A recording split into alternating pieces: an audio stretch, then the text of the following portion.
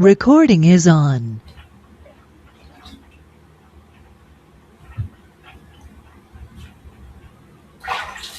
All right. Good morning once again, everyone, and welcome to today's section. I trust we had a restful weekend.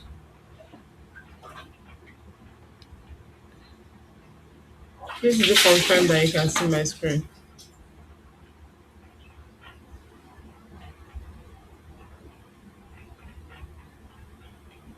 Let me know when you can see my screen, please. I can see your screen, ma'am. That's it. Oh, okay. All right. Thank you very much.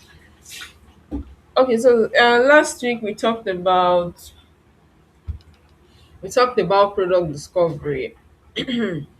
So today, yeah, we talked about discovery last week. That was discovery. Was it just discovery we talked about?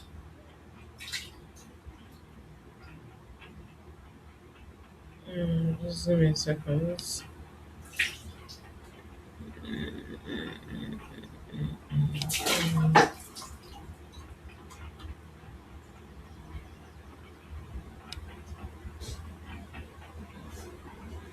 Yeah, we talked about product discovery and validation last week, and we also reviewed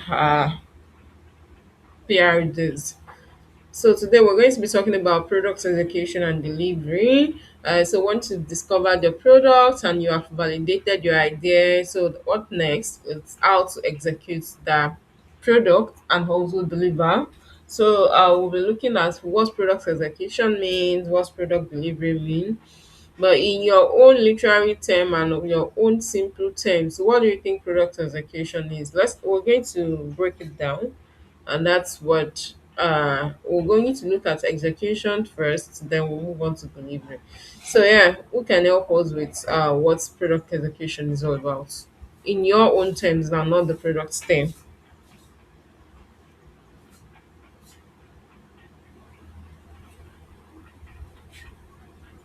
Okay. Anyone? Yeah, Okay, Abraham, you want to say something? Please proceed. all right.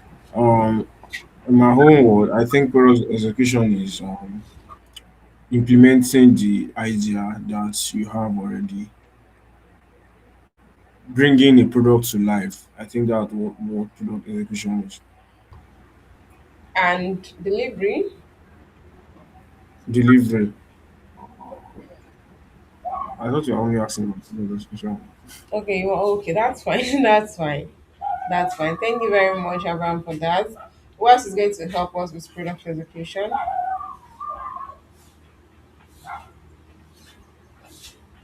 Any contrary opinion? Any other way of defining product education? It is the it's carrying out the plans of the product and the goals of the product successfully. Carrying out the plan of the product.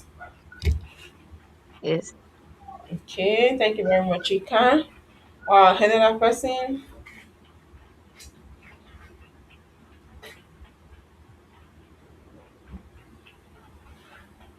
All right. You both are right, Abraham and Chika. Uh, when we talked about product execution, we talk about uh bringing your idea or your approved plan into life. Yeah. So now product execution is the day-to-day process of turning product plans into working features. Now you validated your idea that okay, yeah, this really solves the customer's problem. Now how do you proceed to execute it? Execution is now when you say okay, uh my product idea is to build a saving or a fintech application that allows people to be able to send money.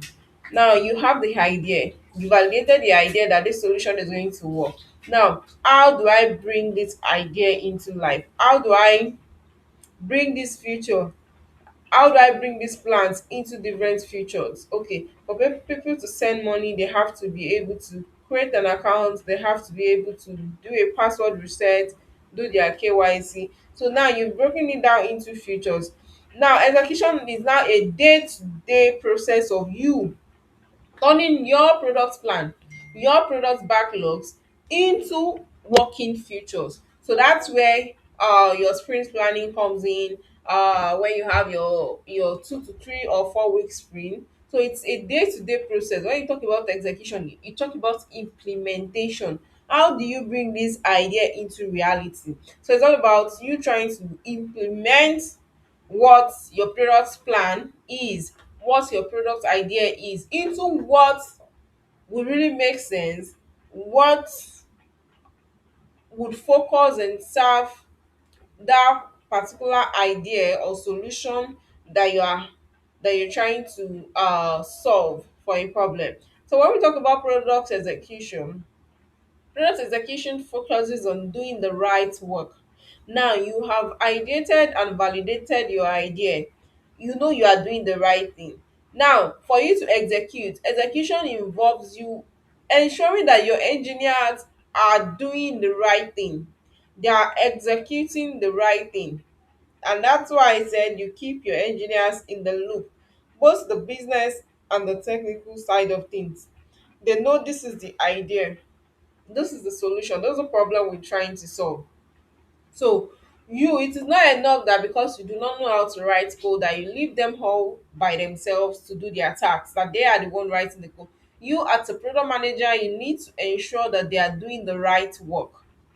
So when we talk about product execution now, it focuses on doing the right work. So it is only when you do the right work that you can deliver to customers, that you can deliver to your users. And doing the right work is also at the right time. And this is where prioritization sets in. You can see that all of those topics in product management are interwoven, they're interrelated. Now, it is not enough that you do the right work, but are you doing it at the right time? You might be doing the right work, but you're doing it at the wrong time. So timing is very, very, very, very important. When it comes to time management, it's a soft skill that all PMs need to have, because timing is very, very important when it comes to this. So you are doing the right thing. Are you doing it at the right time? And are you doing it in the right way? Now you might be doing the right thing at the right time, but you're doing it in the wrong way. Let me give you an instance. For example, now you're trying to create you're trying to implement a forget password functionality. And now in your forget password functionality, the process whereby customers, the users will set their password, it comes to them as a link, a unique, not really a unique link, a link that adds their username. And once you copy that username, you are able to do a password reset for yourself. Now in that link that comes as the username, remember, now because Elizabeth is my username, I use elizabeth.enyade@gmail.com for my username. Now i can easily guess I can easily guess that Abraham's email or Abraham's username, actually not even like I'm guessing now. Okay, for instance, if I have a relationship with Abraham, I know Abraham, and I know what his email address is. So I know, oh, Abraham's email address is abraham.lawal@gmail.com. Now because of that, now and we because I have this level of relationship with him, I know he's also using this particular application I am using. Now remember, the way we executed our forget password is that it comes back with a link that has your username. Now I can easily copy that link, remove my own username, and put Abraham's username on that link, and I'll be able to change Abraham's password successfully, hereby having access to his account. So now I have done the right work at the right time, but in the wrong way. So these are things that we should look out for as product managers, and that is what product execution is all about. Ensure that your engineers, yourself, your project manager, the business and the operation teams, the compliance, everybody are doing the right work at the right time in the right way. Now, because of that, there are so many frauds. There will, not that there will be so many frauds because people can easily change usernames. They will copy the same link because the link is not unique. So what do you do as PM? You ensure that you're doing it the right way by, okay, let's have a unique link such that even if it has your username embedded in it, there is no way you can change it to another username and it will work. For every user, let's send a unique link to them. Now, this is not about technical now. Your technical team has implemented it in the way they think they can best implement it. But you as a PM, you look further above this, that for this particular thing that these people have done, this is the implication. You are not writing the code now. You are not saying, what you need, you've given them a feature. One of your feature is forget password. They have done it for me. You don't care about how they do it, and in as much as they are doing it at the right time, in as much as they are doing the right thing, you don't even know if it is the right way that they are implementing it. And that's why I said PMs, even though we are not the one writing the code, even though we are not technical PMs, when we find ourselves in the technical industry, in the technical space now, it's not important or it's not compulsory that we learn technical things, but at least let's understand the execution of things. Like, have a meeting, like I said, have a meeting with your engineers. When you're having the meeting, is not like it's just an alignment meeting. It's more of you trying to expand your knowledge. Yeah, expand your knowledge. I think that's the right word for it. Expand your knowledge that, oh, okay, for this particular future of login, why did you implement this like this? What's the reason behind it? Like, you just want to know. It's not like you want to help them to write the code though, but you just want to know how the system really works. You want to understand the system architecture so that when they're speaking, you don't start saying, no, I don't understand though, they just worked on it and that is it. No, you also need to understand it, because most times, like I said, as PMs you work cross functional. You interact with stakeholders, inside and outside stakeholders. Now that's the internal and the external ones. Now in most cases, depending on organizations will not want you to, some organizations anyways, will not want you to bring your developers, your technical team, now in quotes, they don't want you to bring your technical team into your meetings with your external stakeholders. They have their reasons. So they have their reasons, yes, because this is we're talking about intellectual property here. So now, that is why you work cross functional and you are the middleman here. Now, if you do not understand technical terms, or you don't even have an idea of how it works, imagine you are going into an API integration meeting with a client, but you do not have your technical team there, and you still need to come back to your technical team and how do I communicate this to them? How do you do it? How do you manage it in such cases and scenarios whereby your own is you interface between those people? So that is the more reason why you should have an understanding. You necessarily don't need to be a technical PM. Like most technical PMs are people who have been developers before, either back end, front end, full stack, and they decide to transition into product management. So those ones that they understand the technicality behind everything, but there's a way that level you attain. You don't need to be a technical product manager before they start calling you a technical product manager, because you have what's it called, you have opened yourself, you have made yourself available to learn. You have made yourself available to learn the technical terms.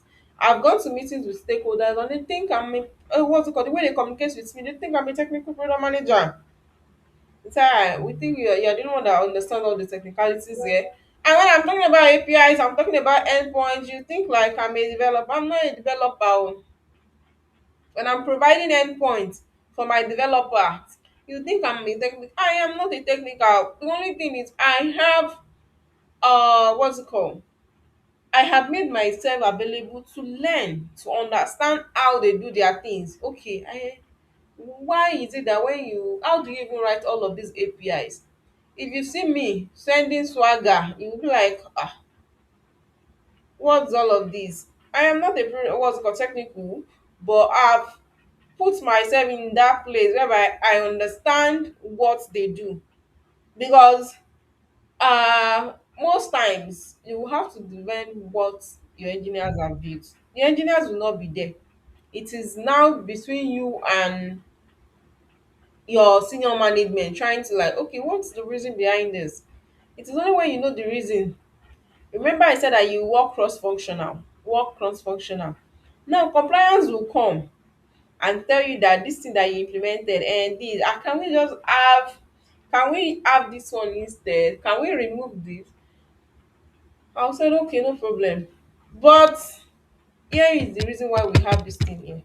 There's a reason behind everything. And at the end of the day, they'll say, no, no, no, no, let's just leave this like that. Because they now understand the technicalities behind that particular future that they are seeing. Then they are not seeing it beyond it. But you as a PM, you are the one that built it. You understand it better. So now they are seeing it beyond what they were seeing initially. And at the end of the day, you all will now reach an alignment. So as PMs, do the right work, ensure that you do the right work, everybody working for you are doing the right thing at the right time and in the right way. It is very important that you do your things in the right way. So execution answers that question of how are we building this future. So when you think of execution, when you think for a best definition of execution, just think about I have an idea. I want to have a fintech application. Okay, let me say I want to have a snap cook. Yeah, that Abraham talked about a snap cook application that allows people to eat. Now, how am I going to build this feature? You already have the features. Now pick one feature and say how are we building this feature? Because I'm not the one building it now. How are we going to build this feature? Let's say the core feature of snapping your ingredients now. How do we want to build it? That's the execution. Do we want people to be able to snap directly? That's a live, take a live pictures of their ingredients. Do we want them to be able to access their gallery to do this? Do we want to accept documents or pictures other than JPEG and PNG? Do we want to accept like PDF? So those are things that you will think of, that how do we build this thing? Do we want the system to reject pictures sent or image uploaded that are not clear? When when the AI could not detect what particular ingredient is it, do you want do you want the system to ask the user to manually input the ingredients? So your execution will answer all of those questions. How are you building this feature? Do you want to put limitation to the number of images or documents that your users will be able to upload at a go? Now all of these questions are coming from one single feature, which is the feature of upload, upload ingredients. So you start thinking about all of this. So now when you now have an idea of all of this, you put it into consideration, put it into your product requirement, relate this with your engineers. Now they already understand from their head that you are accepting just JPEG or PNG.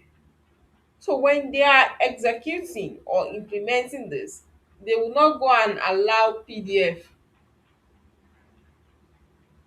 They will not allow any other document. Now, do you want to put a limitation to the size of images that should be uploaded? All of these things are things that you start asking yourself when it comes to execution.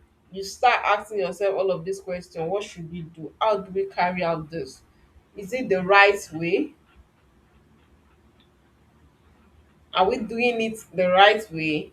For other, or what's it called, other applications that you do snap and upload, or you upload document, what are the criteria when it comes to uploading? So these are things that your execution would answer. So yeah, why is it that product execution matters? We need to look at why do we need to carry out product execution. Before I even start with what is on this thing, on this slide. Now, without product execution, it's just like you are just playing dreams that are not coming to reality. Like you are just playing games. You have a lot of ideas, beautiful ideas, but you do not have product execution. You do not have the way you want to execute it. That's joking. So for every ideas, if you want to put your ideas, your plan into life, push it to the end users, put it to your potential client or customers, then execution has to be in place.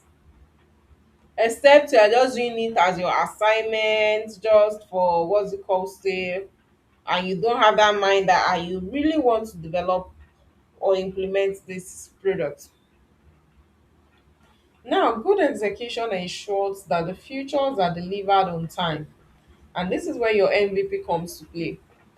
When we talk about good execution now, it ensures that those features are delivered on time, because you have analyzed that, oh, what feature am I looking at, and when am I looking at this feature.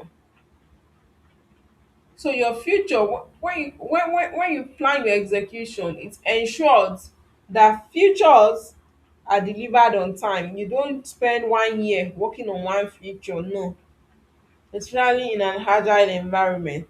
Another one is quality. It ensures that quality is maintained. So when we talk about good execution, while you are delivering your features, your value fast to the market, your quality as well is maintained. Your unique selling points, your USP.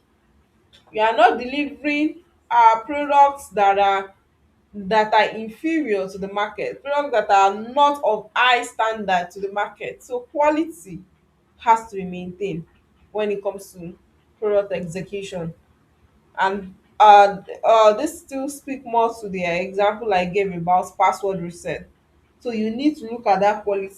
Don't just say because I want to give them something on time, you now want to implement or execute something that will cause havoc in the future. So that quality, that standard again now has to be maintained. That standard has to be maintained. This is the only way your customers, your clients, your users can gain your trust. The quality. Why do you think people will leave what's it called cheap product to and go and be buying quality product? I said quality. Let's forget about quality now. Why do you think people will be leave product that are cheaper, and they will go and how do I put it now? They will go for the expensive ones. Why? It's the quality. It's the quality. And it happens in services too. Now, you will see some professionals. Let's even use the job market for instance. You're applying for a PM role now. in an organization, and there's this PM that says, don't worry, give me 200, I'll do the job. And there's another one that is saying that, for me, oh, I can't take anything less than 1 M. Do you know that organizations will run after that one that is even strict with that 1 M? The only thing that will make them not to run after that one that is saying that 1 M will be if they don't have that fund, or their budget is not up to that, or maybe they are still struggling. But bigger organization, imagine you're doing an interview in the likes of what's it called now, all these big companies, industry check companies, and as a product manager that you claim that you have experience, they're not asking you what is your expected what's it called, they're asking you what's your expected salary, and you're not mentioning. They would rather go for that one that the cost is high. Why? Because of the quality, because they believe they will get value for their money there. So quality is very, very, very important when it comes to your product execution. No matter what feature you are delivering, no matter how fast that your product is needed in the market, don't say because the management is asking you to hurry up, because of that you end up in a lot of technical debt. I already told us what technical debts are. The engineers started using shortcuts just to deliver, and at the end of the day, cause havoc to the organization. So ensure quality. And how do you ensure quality as PMs? By testing. Don't leave your testing to your QA alone. You are the brain behind the product idea. You understand it. You are the CEO of your own product. You understand it better than your engineer will understand it. You understand it better than your QA will understand it. So your QA might be testing for bugs, testing for features and functionalities, but you test in-depthly based on the behavior. You test based on the behavior, that character, the idea that you have, is it really solving that problem? So that's the only way you can test for quality, and you are able to notice any edge case on time. You're able to notice any edge case on time. If not, there will be so many edge cases, just like the example of the password I cited. So, but if you don't test, there are no ways you can figure out these things. You allow your users to start figuring it out. That is a bad and poor product management. If your users are figuring out errors before you as the PM, it is bad execution. So another one is very good execution will ensure that the team stayed aligned. Yeah, it's very important that the team stay aligned here. Now, like I said, as PMs, you work cross-functional. You work with your compliance, you work with your business team, you work with your QA, your engineering team are there. Now, it's important that everybody is aligned. If they are not aligned, there will be problem. How? You will tell your engineers to build A and they go and build B, because they are not even aligned, they don't understand. They feel they are technical and they understand how this thing should work. And that's why I said, from the loop of things, from the start of things, from the ideation state, carry once your ideation has been validated, carry your engineering team along. Let them understand that this is how this thing works, this is how this thing works. So that's the only way you can stay aligned. And it is not enough that you stay aligned with your engineering team alone. Stay aligned with your compliance team. If you are building a fintech application, for instance, you need to work with your compliance as well. Your compliance needs to understand the concept behind whatever it is that you are building. I've had series of scenarios where compliance will be like, oh, no, no, no, no, we need to make this, we need to this is compliance related, and can we just remove this? But because they are your own PM, you understand the idea behind it. You now explain to them reason why this is there. Now they are seeing beyond, they are just seeing this feature like this. Why can't we have this like this? Okay, this is what compliance says. So if compliance even say this, what will you do? That's part of being in alignment. I've attended what's it called, an interview before that I was asked that if your compliance is saying that, oh, this is what we want to do, this is what regulator says, and especially when it comes to fintech, you do not take regulatory bodies for what's it called, for granted, because they can end up closing your organization if you do not stay regulated when it comes to money. So you have to ensure that you are keeping all those regulatory. So now the question was now like, okay, if you what's it called, if you are involved, you are the PM, your compliance is telling you that regulator said you should collect this, you should collect this, you should collect that. Like you have a lot of requirement that regulators have asked you to collect. And to you as a PM, you are seeing this thing as too much for the customer, which if you end up putting all of these things, there might be little, few, or no conversion rate. What are you going to do if you find yourself in this situation? Can anybody answer before I give my response? Anyone? Just try. There is no wrong or right answer.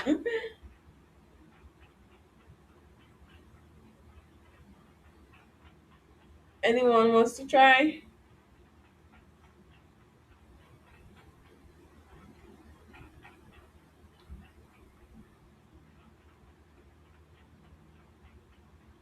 Put yourself in the shoes of a PM now and think like a PM. What will you do in such situation? Adedamola, Chika, Abraham, Tiffany,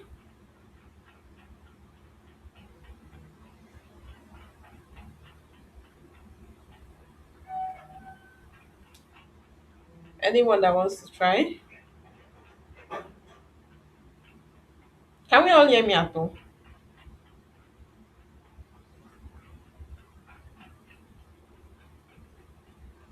Yes, ma'am. Okay.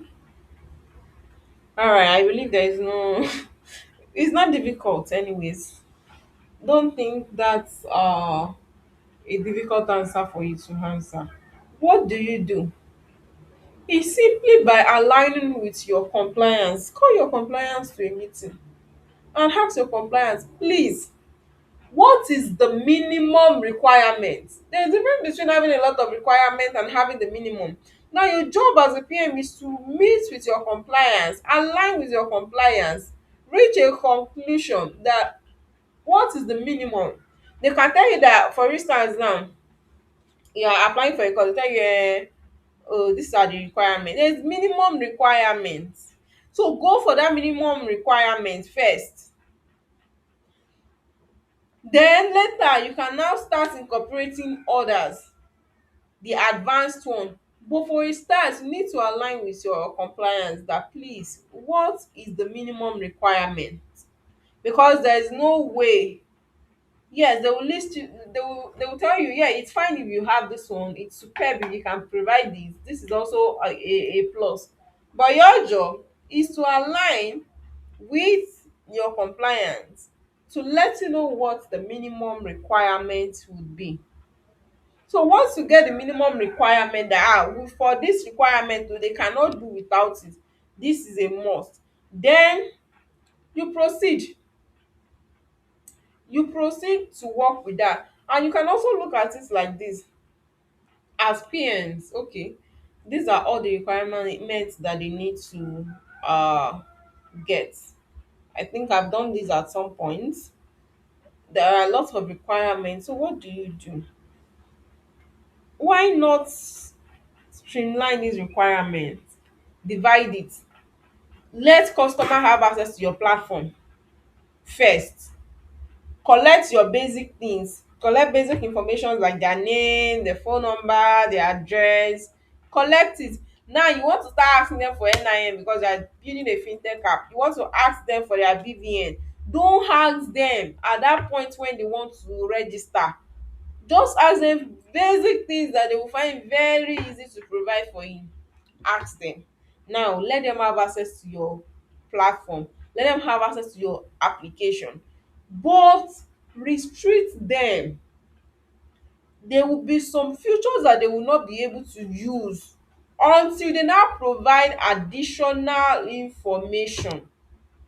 So that way you have ensured that they have signed up, you've gained their what's it called now, trust, by allowing them to apply on your application. They've been able to sign up like, oh okay, basic information. Most of us have asked this question before. We left forms half filled because the informations were too much. When you finish filling information, hey, you see b, you see and you get exhausted and you just close the tab. That what exactly is this? But in order not to bore your users, in order not to bore your potential customers or clients, so you can use it that way, streamline it, split it into two. Let them do this one first, then have access to the platform, be able to do basic things, but the main functionality, let them provide other things before they can be able to do it, to use the platform. And some other applications have this wonderful way of asking things. They will, once you want to sign up to that platform, they'll tell you, hello, what is your name? That's how the thing is usually most of them here. What is your name? They enter and put Elizabeth Eyade. You click on next. They will not even show you the step one over two, step click on. They will not tell you that one. Oh. They just tell you what is your name. You put that one. What is your phone number? You put. You click on next again. Where do you live? Now you as a user, you will not want to stop halfway because you don't even know when you will be done. Maybe if you this maybe this one you are feeling is the last question. You don't know, maybe they have 10 other questions oh, but you just be clicking next, next, next until you are done. But imagine they want to ask you that 10 questions just on a particular screen, just on one screen. You be like, which one is all of this one? But because you've already started and you don't even know, you can't really forecast what information is left, then you end up filling everything. So that's another approach that we can also use as PMs. When depending on the type of products you are building, when building product and you feel like the requirements are just too much and these are like the minimum requirement, so rather than now saying that on a particular screen let customers be able to do all of this. One of the product I manage, I noticed that uh the steps, yeah, the steps are kind of not too much. But yeah, instead of putting everything in one, we decided to split it. Step one, step two, step three of three. Then you are done. Rather than putting it on one long screen, then you now start scrolling. So you can also do that as product managers. So let's continue. Another one is risks and blockers are handled early. When you have risks, when you have blockers, handle it early. Product execution is you handling all of these things as early as possible, and that's why you have your you have your daily stand-ups in a scrum environment. You have your daily stand-up in a scrum environment. So immediately, once you notice that this is that oh, remove blockers. If you are not able to remove blockers within few days, escalate. That's what I used to do. I used because most times the engineers will tell you, yeah, it's a personal problem, we can fix it, we can fix it. I'll give them that time. Day one, day two, day three. That is the end though. I will escalate to the next authority. So if you have used more than 48 hours, you have not still detected the problem, then if we have a big problem, escalation immediately. Escalation immediately. So it's very important that you escalate. So ensure that your blockers are removed, especially blockers that has to do with products that are live. You don't want bad reviews. You don't want your customers to complain. You don't want to lose the trust of your customers. So it's very, very important that you handle it as early as possible. Now, when it comes to poor execution, if you execute poorly, it will one lead to delay. If your execution is bad, is faulty, there will be delay. You will have to be doing rework. There's a ticket on Jira that says rework, a not a ticket, a column. So, like I told you then when we were talking about Jira, that you have to do in progress, waiting, awaiting deployment, done, testing, done, or rework. So you have a lot of these tickets called rework if your execution is very poor. If your execution is poor, you have done the feature for the forget password, for instance. Now, even if you as a product manager did not detect that error, and your QA detected that error, then they will move your ticket to rework. They will move that particular ticket to rework for the engineers to rework. Imagine having a lot of reworks, things that you have worked on already, you have to rework. The team will be frustrated. Imagine every day after they think that they have moved their work to testing and they are done, and QA move their work to rework. Team will be frustrated, PM will be frustrated sef, that what is happening. Development time will be wasted, user experience will be broken. Imagine users are seeing all of these things are failing. Users users users will be frustrated too. Their expectations will not be met. So it's very important that you do a very good execution of your project or your product plan, because it helps you to have a good product delivery. Execution is what aids delivery. Any question from here before I proceed?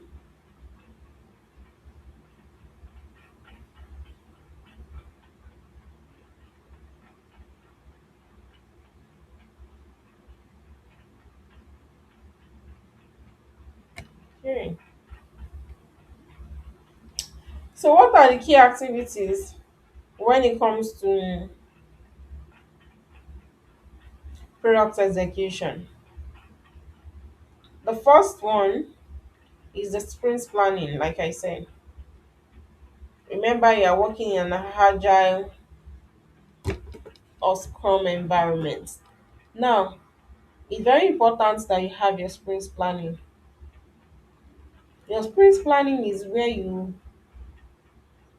explain, where you plan your work. Okay, this feature, we have 10 features that we want to bring on board for this particular sprint. Out of these 10 features now, how many of them are we going with now? We are going with 4. How do we intend to implement this? How do we want to implement it? We're trying to put a field for description. Are we going to make it a drop down option? Now, how do we implement it? When is back end coming in? When is front end coming in? When are the testers going to pick it up? So these are things that you discuss when you do your sprint planning. Is you planning your work, that oh, this is how we want to do it, this is how we want to do it, what's the effort required, how long is it going to take you to do this thing. So that is one. That's what you that's what you do when it comes to sprint planning. So it's very important that you do your sprint planning, because if who fails to plan is planning to fail. So plan, how do you intend to carry out all of these features. So sprint planning is one of the activities in product execution. Another one is writing your user stories and tags, and that still takes us to our PRD. So now you write your user stories and the tags, and that's why I said we should need to clearly state in our PRDs. For those that will review the PRDs last week, we need to state the user story. It's part of your execution, because you cannot tell your engineers to execute what you did not really tell them to do. There is no user story, there's no user insight into what they're trying to build. And the tax, so always note that a tax in execution, there has to be a tax. And I showed us when we talked about Jira, I showed us where we have different types of what's it called? Different types of tax. We have the tax, we have the bug, we have there's tax, there's bug, there's user story, yeah, there's user story. Which other one? I think it's four. There's bug, there's tax, there's user story, tax bug, user story. I think it's four, I can't really remember. So now it's very important that they know what they are doing. You are saying that you want to build a snap cook application, all fine and good, they understand that you want to build this thing, but where how do they come in? What is the tax that you are trying to say now?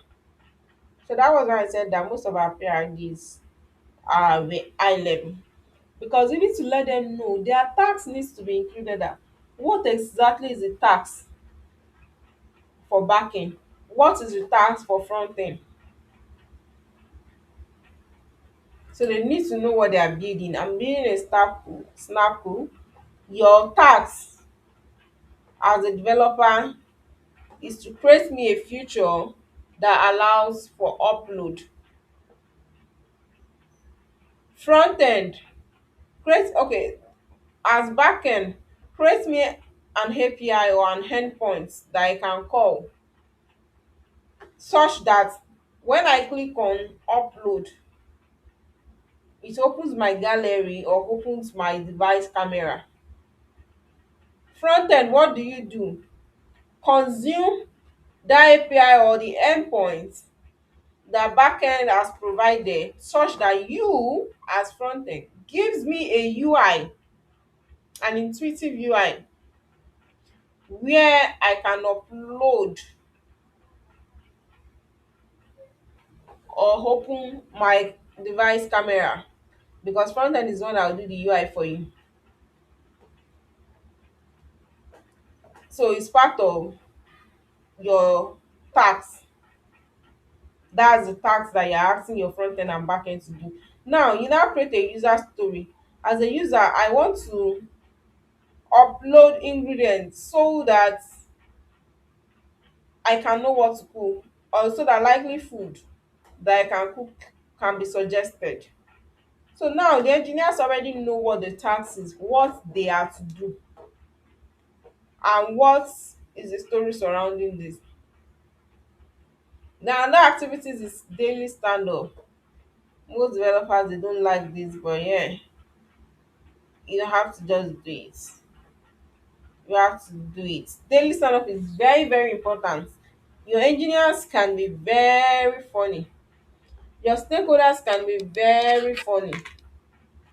You will see engineers come to meeting and tell you that they are expecting feedback from this particular person, or it is on that call they will be telling you they need something they could have reached out to the engineer in charge, but they will wait. So but when you have daily stand up, imagine you are reporting your work in your daily stand up. Your daily stand up is for you to review. Yesterday I did this, I hit this blocker, I was able to use this to solve the blocker I had, to remove the blocker I had, and today this is what I'm going to be doing. That's what your stand up. Your daily stand up should not be more than 15 minutes though. Don't go, imagine you have 8 hours to work, you are using 1 hour to do daily stand up. That means they are working 7 hours. So don't do that. Don't make that mistake. Your daily stand up should be between 5 to 15 minutes, max 15 minutes. So what are they saying? I worked on the upload feature yesterday, on creating an endpoint for the upload feature. I use a blocker. The blocker is that there's a cause error. This is what I'm doing to remove the blocker. And once the blocker is removed today, I'll proceed to complete the snap upload ingredients feature. As simple as that. Now you analyze as a PM what they are trying to do to remove their blocker. If blocker persists, you escalate to the right channel, or they can even tell you that they are trying to do this, at the end of the day they were not able to do it. Then whose fault? Front end. Front end is on the call. On that particular call, you call your front end, say, okay, what do you have to say to this? It's a very snappy meeting, and it's important that you do this when it comes to your product execution. So it gives you an alignment, it gives you an heads up and forecast of where you are, where you are going, and also obstacles that might disturb you from getting to where you are going. So it is very, very important activities in product execution. So daily stand up, it's an important activity. Development and design work, yeah. I'll start with design work. Design work is very important because design work, yeah, you need a UI UX designer, except you can design yourself. If you can design wireframes, mockups, you can do Figma design. That's when you don't need a product designer. Now you need a product designer because your, how do I put it now, your front end will tell you that they cannot work based on they cannot be logical and start saying they will not be thinking in their head, sign up screen is supposed to be like this, give me something to show for it, then I can work on it. So because they've said this, you need a designer. You need a designer. So design work is very, very important because that's where your front end would grabs their inspiration, as well as their, as well as your back end too. Then development, so that developers too can understand and development can start. Now you are giving them a documentation, a written form of documentation for it. That's one. The other one is you are giving them a design, a pictorial or graphical representation of what you need. So now the essence of these two things that you are giving them, it helps them, and the likelihood or the possibility of having an error or building what is not is very slim, because they now have a design they can fall back to. They also have a document. So the chances are very slim that they will end up building what you don't want. So it's very important that you use your design work very well. Another one is testing and quality assurance. So this is where you need to work well. You need to work closely with your QA. So testing is part of the process. It is not your engineers alone that are coming to that daily stand up to give their reports that, oh, I worked on this feature. Your testers too need to give you feedback.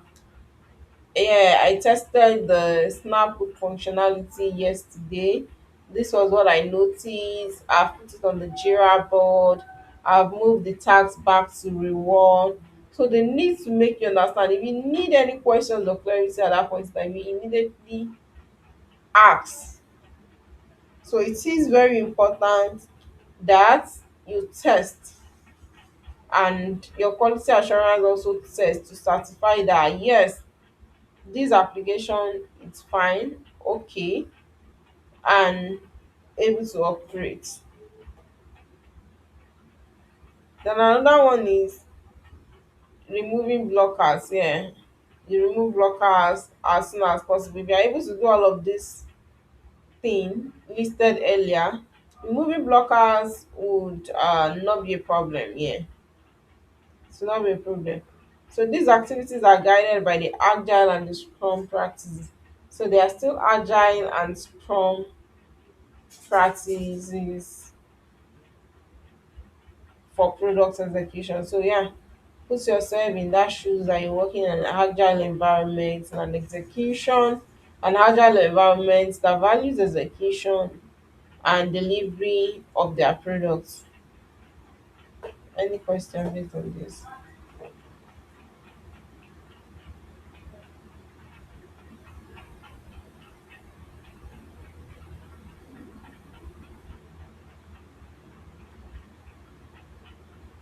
Do you understand? Yes, ma'am. All right, awesome. Thank you. Move on.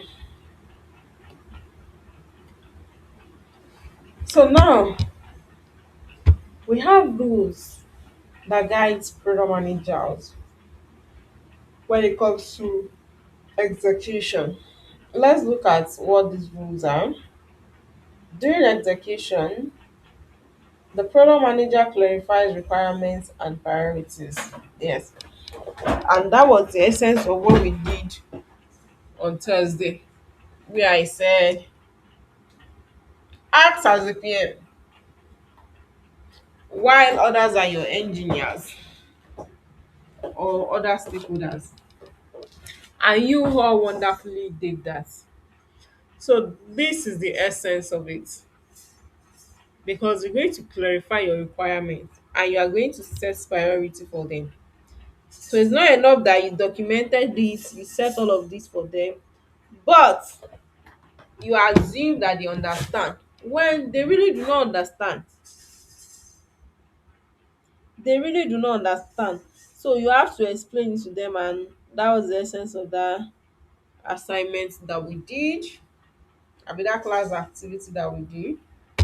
So you we don't need to dwell more on this. You already understand it and you have practicalized it. So yeah, kudos to you all.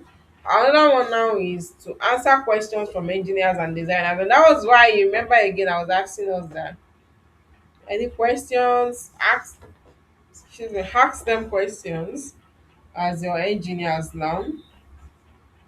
So that was why I said ask questions. So be ready, be ready for questions. So engineers will ask you questions based on documentation that you've written. And since you are the one that wrote the documentation, there is no cause for alarm. Yes, there should be no cause for alarm. You should be available to answer all of their questions. Clarity from both designer will even ask you question more because they want to know how they want to draw up your designs. So be ready to answer those questions. And yeah, there are not questions that will throw you off balance because they are going to be based on what you have written as PM. Another one is make your trade-off decisions. Trade-offs are okay. Uh, we can do away with this one, trade this off. This can be at this point in time or we are not even coming back to it. So you make that as well. So as PM it is your duty to make those decisions. So you also and whatever trade-off they are making, have a reason why you are trading it off o. Because tomorrow now they will come back, they might come back wanting to haunt you. But yeah, if you have your reason, then you are in a safe and like you put yourself in a better and safer position that way. So another one is to ensure that the team focuses on the most valuable work. Ensure that your team are focusing on what values, what matters, the most valuable work. You cannot tell your engineers to work on A and they'll be working on B. No, you cannot work that way. Set your standard. When you tell them to, that is why it is important that you have that daily standard. You as a PM, you already know how you prioritize your tasks. You are giving them that, okay, do this one. You ask you to do the snap, upload ingredients button. You are now going to do sign up. When I even told you that customers, I mean users don't need to sign up. You now came to your daily stand up meeting and you were now reporting that you work on the sign up. Who send you? So ensure that it is what I give you. The team are focused on the valuable work. Don't go and be doing extra. Don't leave the ones that will add value and start doing the one that will give value later. We're focusing on value now, the now moment. So another one is yeah. So the PM now, the PM decide that PM now, if you want to, in short of everything that we are saying here, on this particular slide. This is a summary of it. Product manager defines the what and why, not the how. What this means is, as a product manager, you talk about what to build and why you need to build this, not how are you going to build this. It's your engineers that are going to build that one. Now, your own is what are you building? Why are you building it? So it is the role of a product manager to define that. So when you think about product execution, always think about the PM defining what and why. So it's not enough that you say that I'm building this. Always say that this is why. Have your reasons for every feature that you build. There should be a reason why you are building that feature. It is only when you start adding why, that's when you now understand that, oh, okay, this is the value. This is the value that you derive from all of this. So any questions on this slide?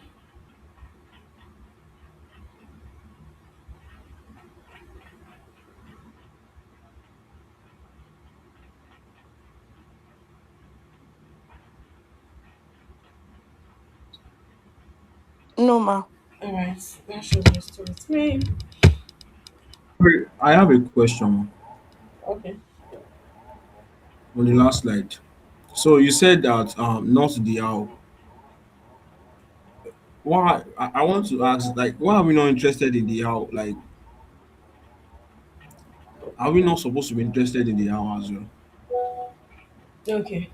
Now, this is talking about the role of the PM now. Defining that what and why. What are we building? We are building a snapbook feature. Why are we building it? So that people can upload their ingredients and be able to do this. Now, how we are now going to build it is the work of the engineers. What you need to get is an insight into, okay, how do you build this? But it should not be your main responsibility. You should not start thinking of how you are going to be writing the code. It is not for you to do. So that's the coding part of it. Like, don't think of how, because you are not the developer now, but be interested in how they are able to build it at last. But at that point, when you want to execute, always think of this is what we are building and this is why we are building it. So don't start putting yourself in that shoes of now trying to analyze how they are going to build it, because it's the work of the engineers. You've told them this is what you want to do and this is why you want to do it. Now they will now be like, oh, this is how we are going to implement it. And if the implementation, if their how doesn't work for you, like I said, through testing, you are able to know that, no, this thing that you use, no, I'm not okay with it. Do it this way. I don't know if you understand it, Bramlawa. Does that answer your question? Yes, ma'am. Yeah, so it's not like you are totally absent from how. No, like I said, be involved, even if you are not a technical person, be involved on how they are implementing it. But do not go and entangle yourself to be too involved in how they are doing it, that you now lost value for your own primary role. So do your own primary role first, then the other ones will be add-ons. They'll just be add-ons, yeah. All right, so that's it. Let's go back to definition of done. Now, when we talk about done, is a shared agreement on when a feature is considered complete. Now, the definition of done might not be my own definition of done. So why definition of done here is a shared. So if you agree that this thing is done, then it is complete. So definition of done differs. Now, you want to build a snapbook feature, a snap a snapbook. product. Now your definition of done now can be having the upload ingredient feature, then having having the upload ingredients feature, then the suggestions feature. That's the own definition of done. Doesn't really mean that another person cannot look at it that I know now.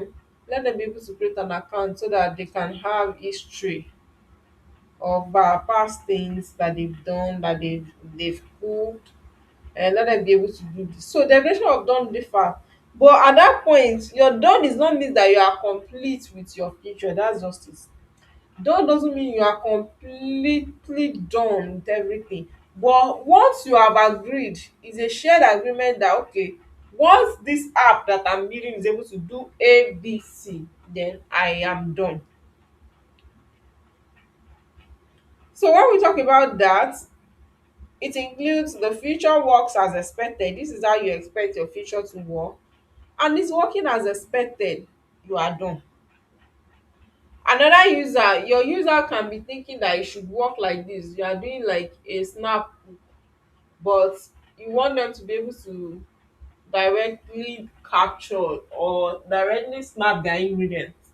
You don't want option for upload from gallery. That is your own definition of done. Your end user might be looking at it like, ah, no, now there should be option for upload from gallery. So another one is the design approved. So once your designer designs and your design is approved, that's another definition of your own done.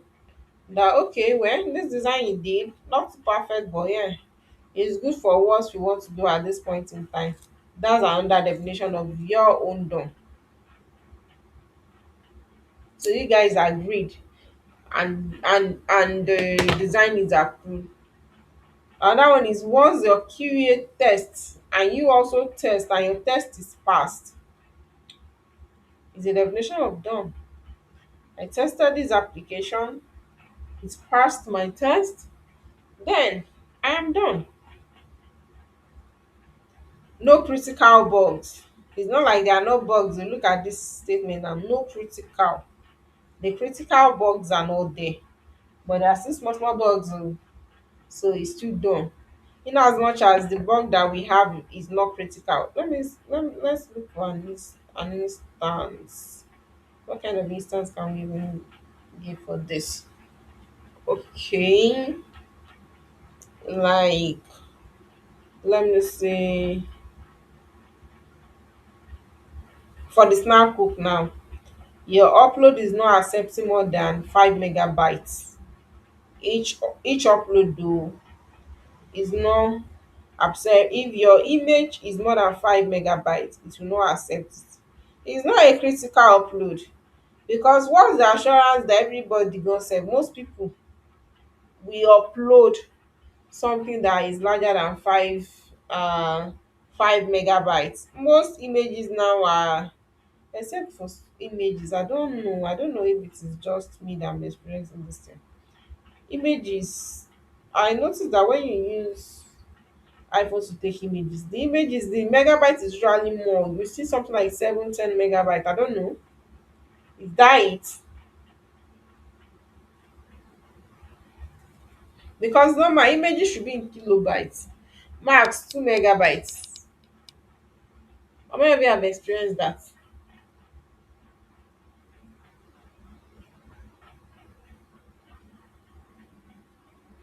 No one. For your own device, if you take a picture now, a live picture, what's the size of the picture? Like 5, 10 megabytes. 5, 10 megabytes. Yes, no. Oh wow. If you take a picture Yes. with your camera, yes, no. It takes up to that. Eh, okay, I see. So you see, you have to also look at that okay, if you take a picture now, it's giving you like 5, 10 megabytes. So now that's why I said definition of done will not differ. Imagine you cannot upload anything that is more than 5 megabytes, then it's a critical bug. Because now me, I'm talking about seeing like 7 megabytes on the picture. Abraham is saying the same thing on his own hand. He's seeing 7 megabytes, he's seeing 10. That means myself and Abraham will not be able to use Snap. So it's a critical bug. But on the way, me, I'm looking at it like it's not a critical bug, because I believe images should not even be up to 1 megabyte, 2 megabytes, from my own perspective. And that's why it's good to also carry your users along, do your user research. So imagine I now get like 5, 8 persons that said their own image is usually 10 megabytes, then it's a critical bug, which me, I was assuming was not a critical bug, as not everybody will want, and not everybody has all these high definition pictures. So you also need to look it at the customer's perspective. So now some bugs are not critical. Some bugs, like, okay, you are able to log in to the app, you're able to do the call feature. uh what bug might not be? I'm trying to look at a non-critical bug now. A non-critical bug. A non-critical bug can be edit profile, add profile picture. Yeah. So it's not like your app will not work. Oh. Just like you're using likes of OP. OP allows you to put your image. But even if you not put your image, it doesn't mean you will not be able to use all the features of that application. Now, if there is a bug, people are not able to upload their pictures, it's not a critical bug. It's not affecting the flow of transactions or the flow of operations at that point in time. So it's less critical. So you also need to look at it. So you can say an application is done even when the upload picture it's not working. If there is a bug, so yeah, when there are no critical bugs, why not? They're ready for release. When you've checked, you've tested, no critical bugs, design has been approved, test has passed, then your product is ready to be launched to the market, to be released. So when your product is ready to be released, that means it is a definition of done for you, that, oh, you have completely uh done this execution. Your execution has been done. So another one is, okay, why definition of done is very important as PM is it help us to prevent or to eradicate the almost done work. Now there is difference between almost done and done. Almost done, you are not done, no, but you are close to done. But done is you are done completely, like it's completed. So what this definition of done helps you to eradicate is that particular mindset of, hey, we are almost done. They will ask you, how far? What's the update? You say, yeah, we're almost done, we're almost done. Almost done is not done. Almost done is not done. So it helps you to shift your mindset from having that, from having the fact that, hey, this thing is almost done. We know which one is done, which one is almost done, which one is not even done at all. So that's one important thing that your definition of done helps you to do. Any question on this line or the previous ones?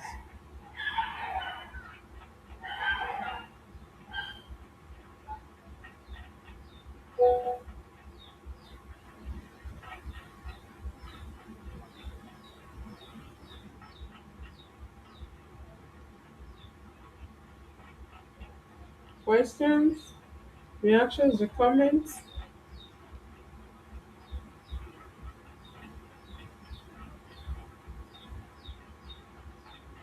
Are we following?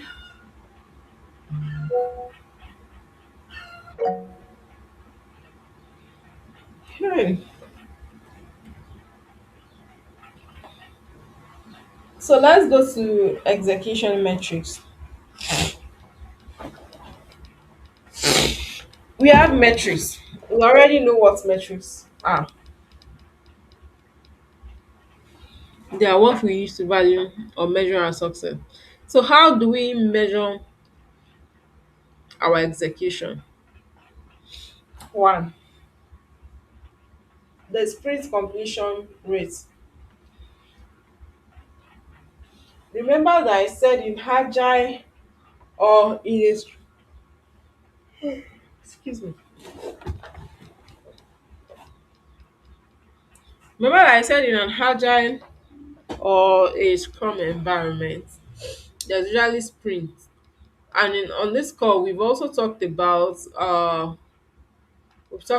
sprint planning, we've talked about sprint retrospective before. So now there's sprint planning, there's sprint review. After you must have planned that, okay, we want to have a 2 week sprint, and this is what developer A, developer B, QA, this is what they are going to be doing.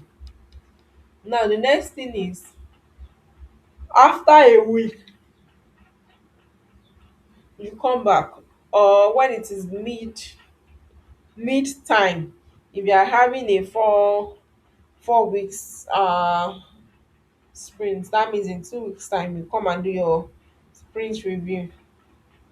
So sprint review is just basically you trying to, like, okay, what we worked on, this are there comment, do we need to iterate this? Now after that sprint review, you now have what we call the sprint retrospective. Now sprint retrospective is now like, it's like a ceremony, you are closing your sprint, that, oh, we've completed this sprint. You now look at it, we've completed. What's the completion rate? That is, how many things, how many items we carried, 8 items into this sprint. What's the rate of completion? How many of the 8 items have we completed and is working fine? Out of 8 we completed 4. That's average o. Out of 8 we completed 6. So you look at the completion rate, that's how you measure. If for instance you now do 50%, that means your execution rate, your execution rate is on an average. Then the cycle time as well. Okay, um your sprint is 2 weeks, is 4 weeks. So now you have sprint one, sprint two, sprint three, sprint four. That your first sprint now, in how many sprints did you complete the whole task?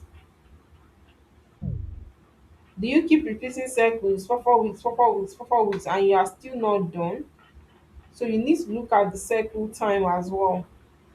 Did you end up doing sprint 50 before you finally finish your product building? So that's another metrics that you can use to measure your execution rate. Another one is number of block tasks. You have 8 tasks to do in your sprint one. Out of the 8 tasks, 6 of them are blocked. They are blockers, either by back end, by front end. Some you even need to reach out to your DevOps or your system architecture. So that is also another success, or that's another execution metrics that you can use to, like, measure if this is really working as you want it to. So if you are having a very good number, like you're having a large number of block tasks, then there is a problem. Then your execution is not progressing. You are not executing well. Another one is the bug count. Imagine your sprint one that you did 4 week sprint. You put 8 items to that sprint, and you came out after your sprint retrospective. You came out with 20 bugs. Then your execution is not is not well to do. Your execution is not doing well at all because your bugs are even now more. Your bugs are more than the initial features that you want to build. That means your features carries a lot of bugs. So that's another way you can also measure if your execution is running well, is up to date. Another thing is,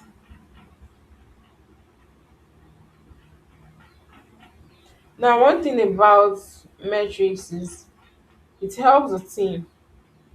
Generally, it helps the team to improve on what they are building. So when you talk about metrics, it helps you to improve because once you measure, you look at it and be like, oh, this is where I what's it called, made mistake in the last time.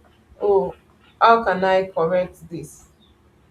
So it helps you to make that, it helps the team to make and improve what they build rather than just waiting, building until everything is done.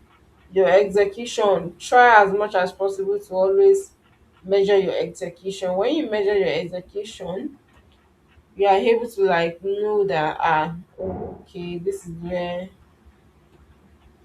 I failed, this is how I can improve. So that's basically it when it comes to execution. Any question?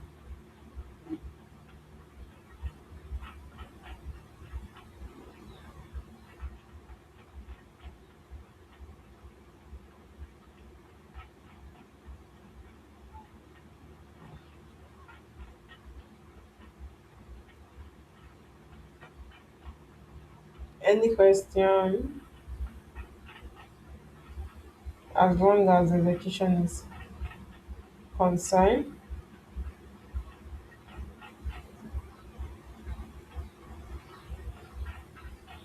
So in short, in summary, when we talk about product execution, we talk about planning, collaboration, we talk about trade-offs, we talk about delivery within constraints. So always have it at the back of your mind that product execution works in real life. So it's all about you planning, you collaborating, cross-functional, trading off some things, and also delivering amidst or within your constraints that you have.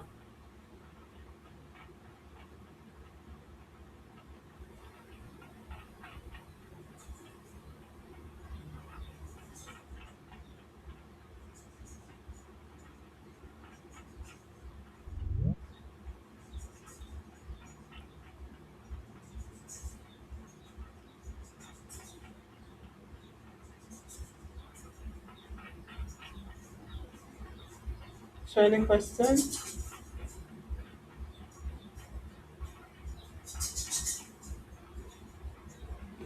All right.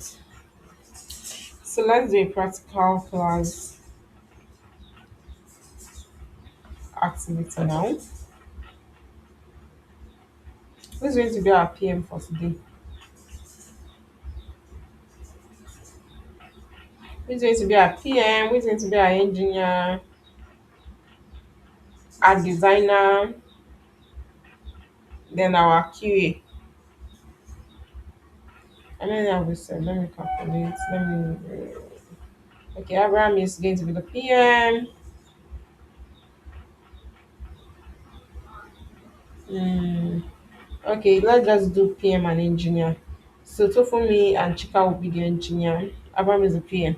So Abraham, this is the task. Now we talked about product execution today. So we're going to make it a practical activity, practical class now. So let's say you're part of a product team and your job is to build a campus event application that helps students to see upcoming events and register. Just like, okay, there's SCG week, there is what am I saying? There's SCG week. Then what is this people that I forgot the name of this people that used to drink palm wine. What they used to call that society?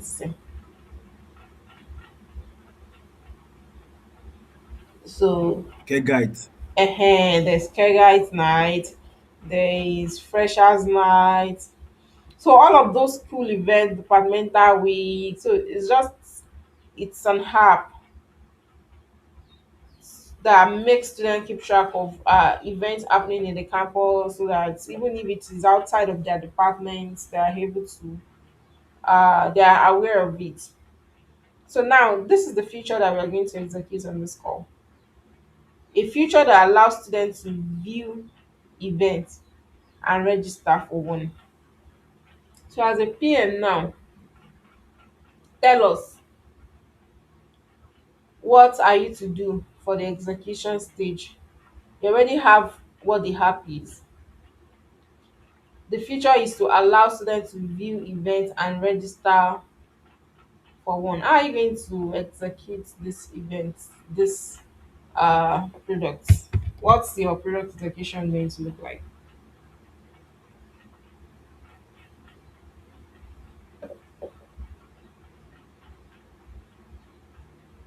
Aram, yes. Okay, you're muted, Aram.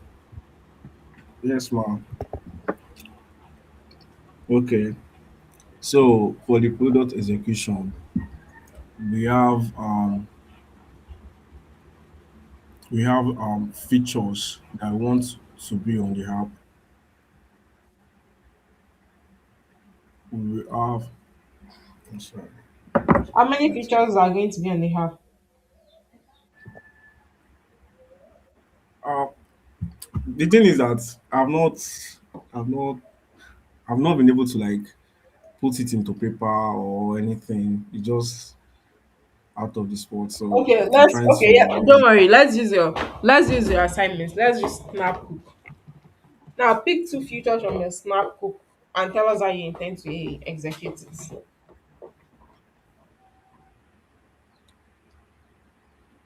okay. The first one is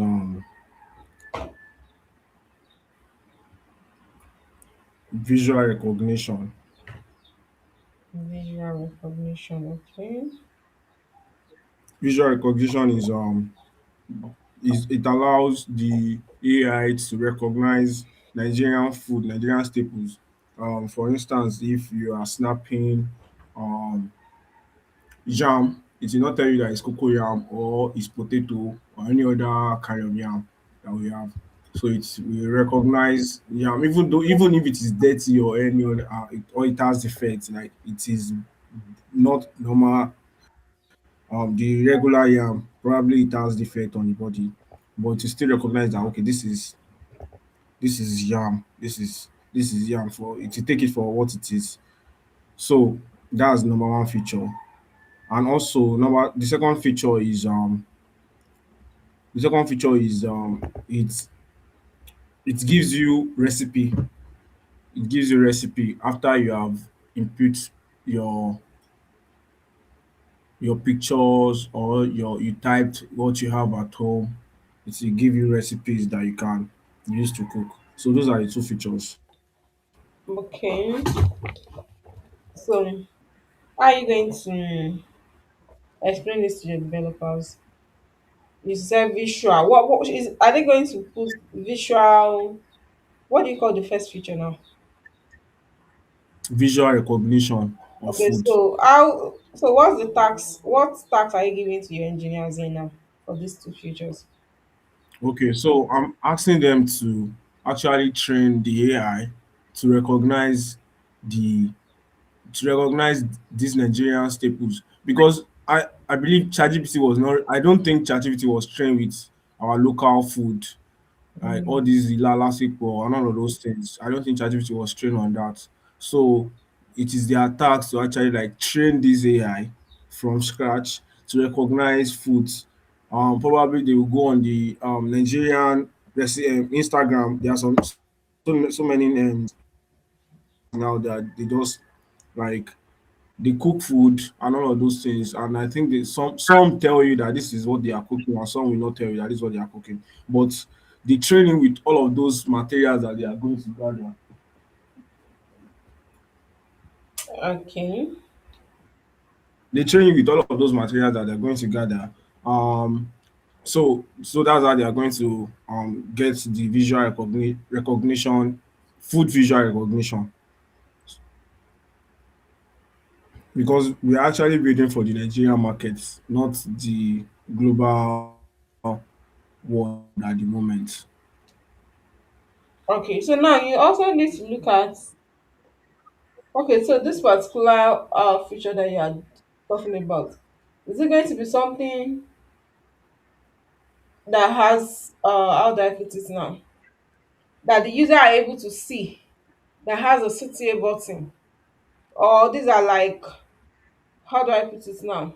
Is it functional or non-functional requirement in short? Yeah, It's a functional requirement. okay, it's a functional requirement. Okay. Yes, ma'am.